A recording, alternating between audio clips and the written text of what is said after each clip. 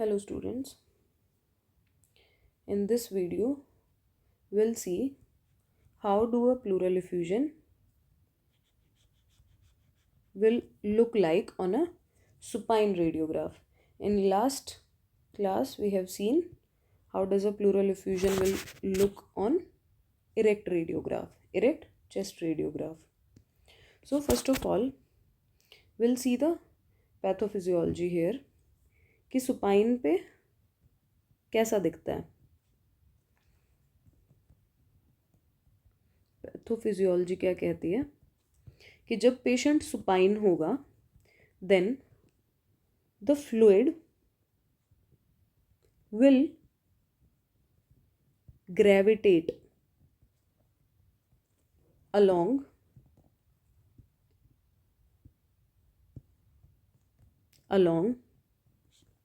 the posterior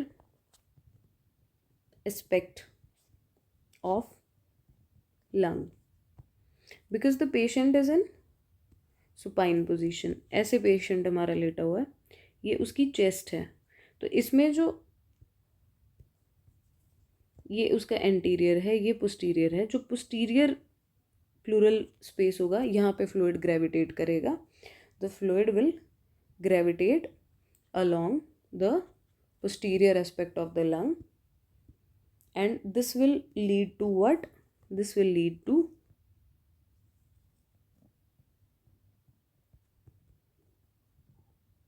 homogeneous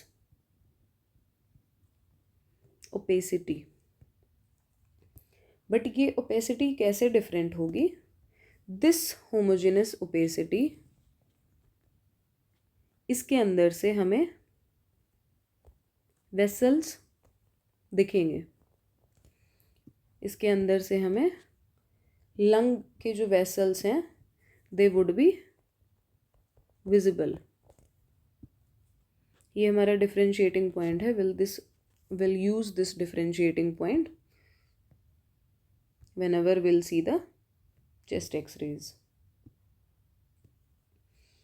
We'll analyze. देखते हैं, पहले स्कीमेटिक देखते हैं. Trachea is in mid line, mediastinal भी नॉर्मल है, ठीक है, रोटेशन भी कोई नहीं लग रही. क्या है कि this is patients right side, this is patients left side. जब हम दोनों को कंपेयर करते हैं तो this is looking pale gray in comparison to this. This is looking fine. This is looking pale gray or we can say whitish.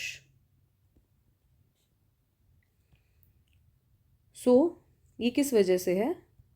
Because the pleural effusion has layered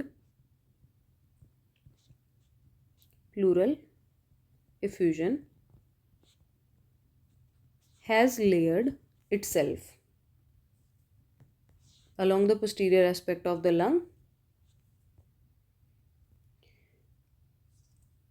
अब जब बात की हमने कि पेल ग्रे और वाइटिश हमें यहाँ पे दिख रहा है इसलिए ये प्लूरल इफ्यूजन है, लेकिन जो ओपेसिटी यहाँ पे दिखी, जो ओपेसिटी हमें यहाँ पे दिखी, इसके तो और भी रीज़न हो सकते हैं ना.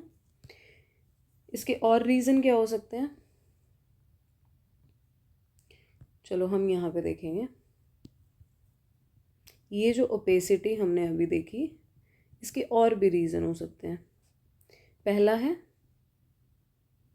प्लूरल इफ्यूजन, ठीक है.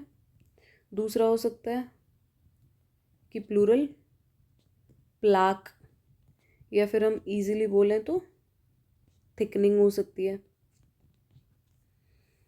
और क्या हो सकता है साथ में? और क्या हो सकता है? आवर फेवरेट कंसोलिडेशन हो सकता है. यही चीज़ें तो दिखती हैं हमें. इन्हीं सब में सॉफ्ट टिश्यू बढ़ रहा है ना. सॉफ्ट टिश्यू बढ़ रहा है तो more of x-rays will be attenuated and less of them will reach the x-ray film. तो हमें वहाँ पे क्या दिखेगा? ओपेसिटी. अब इनका डिफरेंशिएटिंग फीचर क्या है? जब भी हम कोई एक्सरे डिफरेंशिएटिंग फीचर क्या है, जब भी हम कोई एक्सरे देखेंगे तो हमें ओपेसिटी दिखेगी। ये तो बताना पड़ेगा कि ओपेसिटी मोस्ट लाइकली हमें किस वजह से दिख रही है। तो उसका एक वे आउट है, इजी वे आउट है in fact. Will see the lung vessel markings. This is a differentiating feature between what? Between pleural effusion and consolidation. Pleural plaque or thickening will be itself outside from picture. Why? कि pleural plaque होंगे तो वो पूरे में ऐसे continue नहीं होंगे। It will not be pleural plaque और जो हमारी थिकनिंग है, I will indicate this with black. जो प्लूरल प्लाक या थिकनिंग की वजह से ओपेसिटी होगी, that opacity will not be homogeneous. ठीक है, इन दोनों में क्या होगी कि होमोजीनस होगी, ये तो खुद he will not B homogeneous, out of picture हो गया। अब बात आती है कि प्लूरल इफ्यूजन और कंसोलिडेशन में हम कैसे डिफरेंशिएट करेंगे। इसके लिए हम यहाँ पे देखेंगे लंग वेसल की मार्किंग। if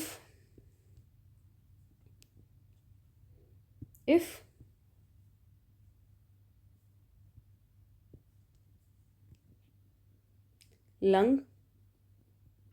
vessels मार्किंग्स के तौर पे दिखती है ना हमें, seen through opacity, then it would be pleural effusion. And consolidation में क्या होगा कि vessels will not be visible. In fact हमें और क्या विजिबल होगा, we will see the air bronchogram sign, air bronchogram sign in consolidation. ठीक है, so this is the differentiating feature कि हमने ये एक्सरे एनालाइज किया, हमें लगा ये पेल ग्रे है या फिर ये थोड़ा सा ओपेक हमें दिख रहा है, तो हम उसको सिर्फ प्लूरल इफ्यूजन ही क्यों कह रहे हैं, इसके बाकी डीडीज क्या हैं। सो स्कीमेटिक पे हमने ये बात की, अब हम देखेंगे normal. As we can see, this is the right side of patient. Right side is looking paler or whitish or opaque, but these lung vessels are visible here, but the lung vessels are visible here. That is why this is due to pleural effusion and not due to consolidation. This is the take home point of this class. Now in this X-ray also, this is the right side, this is the left, this is the right, this is the left. Supine X-ray है, it has already been mentioned. ICU patient है क्योंकि हमें बहुत सारी Leeds दिखाई दे रही हैं, be it ECG leads, be it other instruments. इसमें क्या है कि right side is looking same concept, paler, इतना पेल तो नहीं दिखता है हमें, और whitish, और वी कैन से ओपेक। और देखेंगे हम, ये हमारी लंग वेसल मार्किंग्स हैं दीज, अगर आप ट्रेस कर पा रहे हैं तो lung vessels are visible. Similarly here, यहाँ पे भी हमें लंग वेसल मार्किंग्स दिख रही हैं लेफ्ट साइड में, एंड ओपेक है, पेलर है, और ग्रे है, वाइटिश है। तो all of this indicates that this patient is having pleural effusion.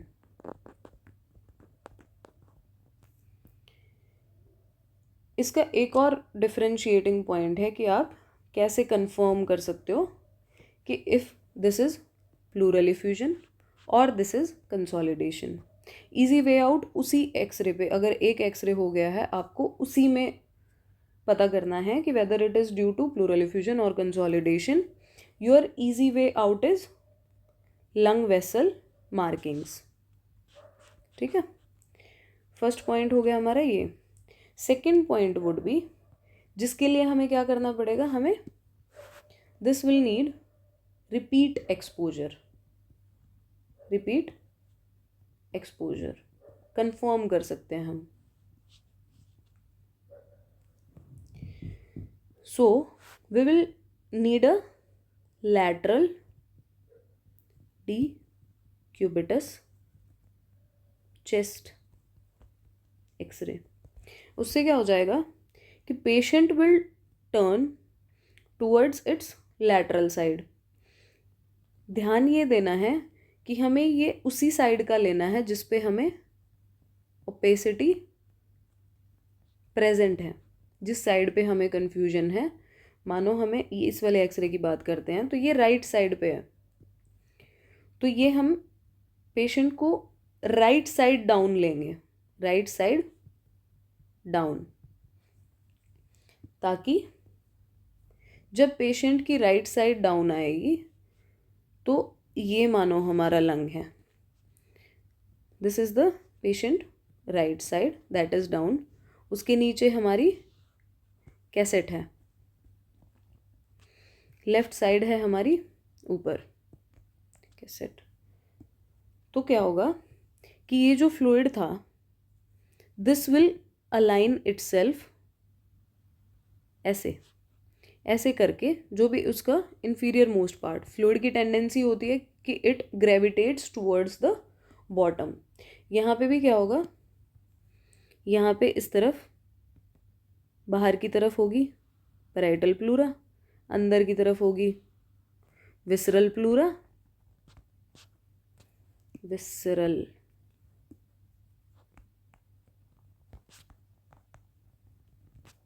ये वाली होगी पैराइटल प्लूरा। ये जो फ्लूइड है अपने आप को इसके बीच में एक्यूमुलेट करेगा और हमें यहाँ पे दिखेगा कि ये इफ्यूजन है। अगर इफ्यूजन हुआ तो माइग्रेट कर जाएगा, लेकिन अगर नहीं हुआ, no change in configuration. Pleural effusion में क्या है कि that fluid is present in pleural sac, वो मूव कर सकता है, दैट इज फ्रीली मूवेबल। लेकिन कंसोलिडेशन में क्या है, वो एल्वियोलाई में भरा हुआ फ्लूइड है, so it is not free to move. ये किस में है, कंसोलिडेशन में।